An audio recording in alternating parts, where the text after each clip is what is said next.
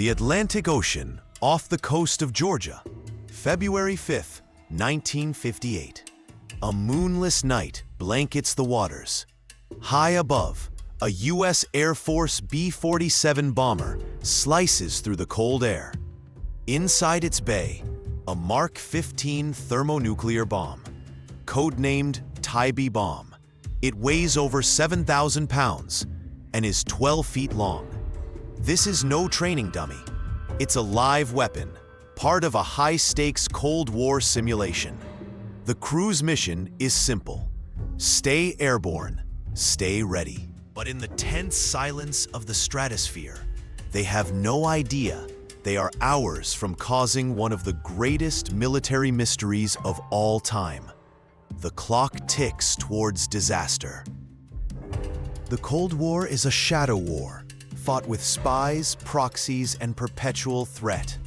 The doctrine of mutually assured destruction means American bombers loaded with live nuclear payloads are constantly in the sky.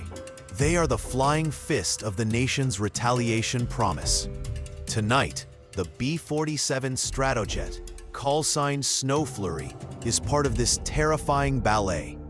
Its pilots are elite, trained for the unthinkable. The bomb they carry is a tangible piece of that promise. But a single, unforeseen event is about to turn this routine mission into a frantic struggle for survival, forcing a choice that will echo for decades. The trouble begins during a routine high-altitude rendezvous with an F-86 fighter jet. It's a delicate aerial dance in the pitch black. Without warning, the F-86 misjudges its approach. The collision is violent, metallic, and terrifying. The bomber shudders, its frame groaning under the impact. The fighter pilot ejects, but the B-47 is critically wounded. Fuel leaks from a ruptured tank. Warning lights flash across the cockpit panel. The pilot, Colonel Howard Richardson, fights the controls. He knows they cannot land safely with their catastrophic damage. And they certainly cannot land with a live hydrogen bomb. The decision is brutal and immediate. With the aircraft failing and the lives of his crew hanging in the balance, Colonel Richardson receives authorization from ground control. Jettison the bomb. It's the only way to lighten the plane and attempt an emergency landing. Over the waters of Wassaw Sound, near Tybee Island, the bomb bay doors swing open. The 7,600-pound cylinder of steel, high explosives, and nuclear components is released into the night. The crew watches it vanish into the dark abyss below. They feel a jolt of relief as their damaged aircraft stabilizes. They have saved themselves, but they have lost a city-destroying weapon. The immediate aftermath is a controlled panic. The crew manages to nurse their wounded bomber to a safe landing at Hunter Army Airfield. They are heroes for surviving, but they carry a heavy secret. The U.S. military immediately launches a search operation. For weeks, Navy divers and ships scour the murky waters where the bomb was lost. They use the best technology 1958 has to offer: sonar, grapples, and magnets. But the seabed is a treacherous landscape of deep mud and strong currents. The bomb has simply disappeared. After 10 weeks of fruitless searching, the military makes a fateful call. The bomb is irretrievably lost. The search is abandoned.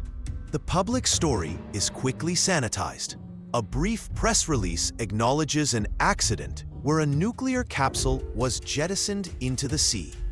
The word bomb is carefully avoided. The military assures everyone there is no danger of a nuclear explosion, as the plutonium core was not installed. The world moves on, but the truth is far more complex. Classified documents tell a different story, hinting that the weapon was, in fact, complete, but not armed. This semantic distinction is the seed from which decades of conspiracy theories and government cover-up allegations will grow. The lie, it seems, is buried as deep as the bomb. So what exactly lies beneath the waves? The Mark 15 hydrogen bomb is a complex beast. Even without its plutonium pit installed, it is far from harmless. Its core contains over 400 pounds of conventional high explosives, TNT and HBX, necessary to trigger a nuclear chain reaction. More critically, it houses a shielded shell of highly enriched uranium. This radioactive material is the heart of the fission process.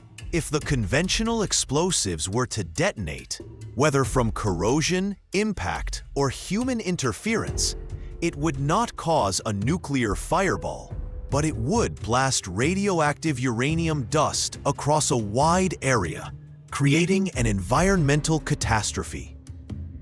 For decades, the Tybee bomb becomes a local legend, a ghost story told on fishing boats. But in 2001, the case is forcibly reopened. A retired Air Force pilot involved in the original search goes public with his doubts. He triggers a media storm. Under pressure, the U.S. Air Force is compelled to conduct a new investigation. Their conclusion? The risk of a nuclear detonation is minuscule. However, their own report admits the potential for a non-nuclear detonation of the high explosives, and the subsequent release of radioactive material is a genuine, lingering threat. The official recommendation? It's safer to leave the bomb untouched. This leave-it-alone policy ignites a firestorm of debate. On one side, the government and some experts argue that recovery is too risky. Disturbing the bomb could accidentally trigger the conventional explosives. The murky water and zero visibility make any operation incredibly dangerous. On the other side, environmentalists and investigators cry negligence. They argue leaving a radioactive explosive device in a public waterway is unconscionable. The uranium shell will eventually corrode, they warn, leaching poison into the marine ecosystem. It's a ticking time bomb, they say, and the government is just hoping the clock never runs out. The search for the bomb is far from over. In 2004, a private team led by a determined journalist, Derek Duke, claims to have found it. Their side-scan sonar reveals a mysterious, cylindrical object of the exact right size and shape, resting in the mud. The discovery makes international headlines. Hope surges, but the government is skeptical. The U.S. Army Corps of Engineers conducts its own survey of the site. Their verdict is a crushing blow. The object is merely a sediment anomaly, not the bomb. The disappointment is palpable. The bomb has slipped away once again, proving just how well it has hidden in its watery grave. The Tybee bomb is not a unique case. It is one of at least 3 American nuclear weapons officially listed as broken arrows, a military term for an accidental nuclear event. A similar bomb was lost off the coast of British Columbia.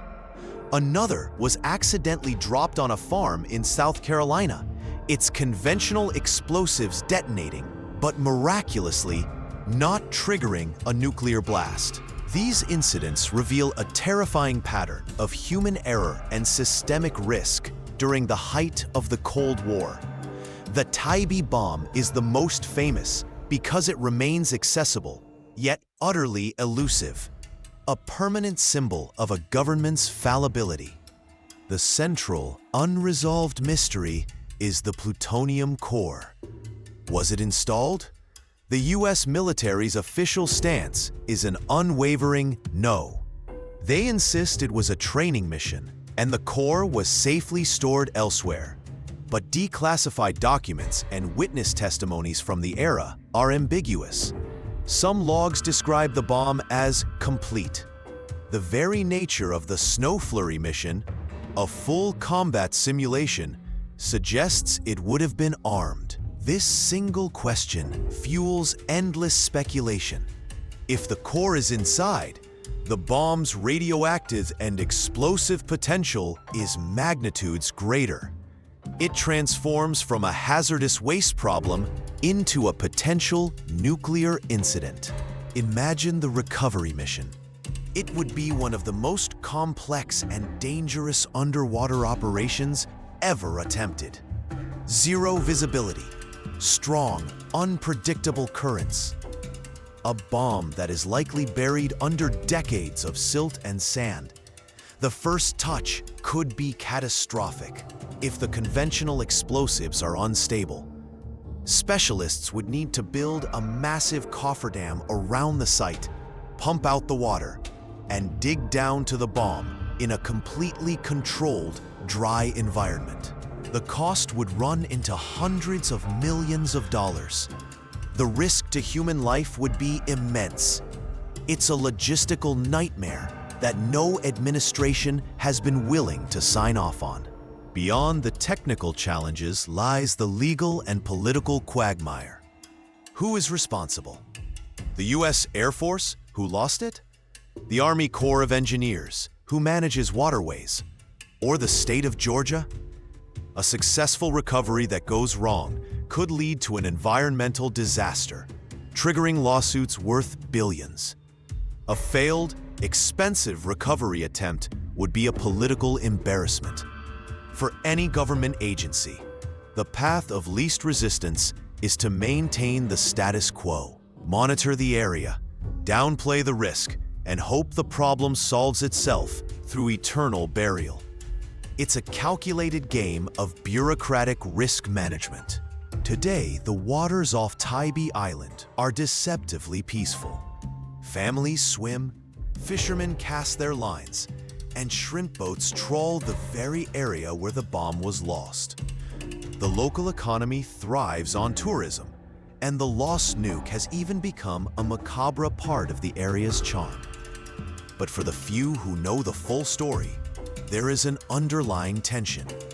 Every hurricane that churns the seabed, every dredging operation for the port of Savannah, and every curious treasure hunter with new technology represents a potential trigger. The bomb is a permanent, uninvited guest. The case of the Tybee bomb forces us to confront uncomfortable questions about government transparency. Was the initial cover-up justified to prevent public panic during the Cold War? Or was it a negligent act that continues to endanger citizens and the environment? The shifting story over the decades, from downplaying the incident to admitting the potential environmental hazard, has eroded trust. It creates a blueprint for how modern governments might handle similar technological disasters. The bomb is not just a physical object. It is a symbol of the secrets that are buried both in the sand and in classified filing cabinets. As technology advances, the hunt becomes more plausible. Modern magnetometers are infinitely more sensitive than their 1958 counterparts. Autonomous underwater vehicles, AUVs, can map the seabed with centimeter-level precision. A new, well-funded private search could definitively solve the mystery. The question is, does anyone in authority want it to be found? Finding it creates an obligation to act. As long as its location remains unknown, the official position of irretrievably lost can be maintained. The bomb's greatest camouflage may not be the mud of Wausau Sound, but the bureaucracy of Washington, D.C. The bomb's environmental clock is ticking. Steel corrodes in salt water. While the uranium metal is stable, the casing that contains it is not.